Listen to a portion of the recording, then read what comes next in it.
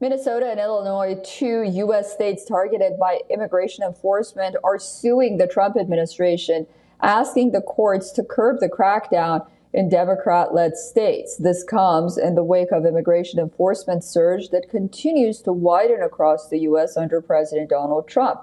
The lawsuit names as U.S. Homeland Security Kristi Noem and several U.S. immigration officials as defendants, asking a federal court in Minnesota to declare the immigration crackdown as being unconstitutional and unlawful. Minnesota Attorney General Keith Ellison says the deployments are nothing but a federal invasion. The deployment of thousands of armed, mass DHS agents to Minnesota has done our state serious harm. This is, in essence, a federal invasion of the Twin Cities and Minnesota, and it must stop. DHS agents have sown chaos and terror across the metropolitan area and in cities across the state of Minnesota. U.S. Homeland Security Secretary Kristi Noem says the deployments are necessary to root out this rampant fraud. The state, in its filing, has accused the Republican administration of racially profiling its citizens, of targeting Minnesota because of its Democratic leanings.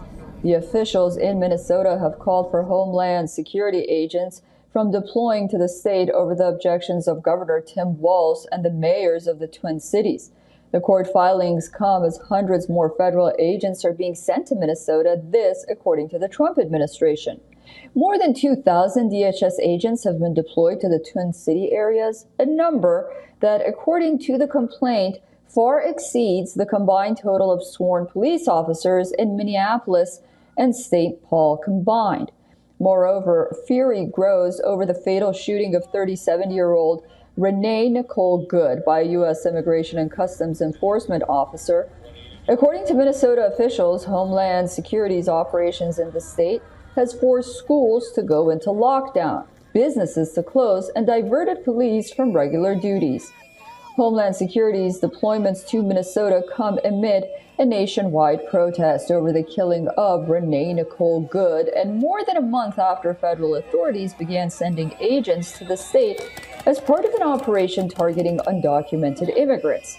Illinois also filed a similar case. Hearings have not yet been set in either cases, according to federal court records in Minnesota and Illinois.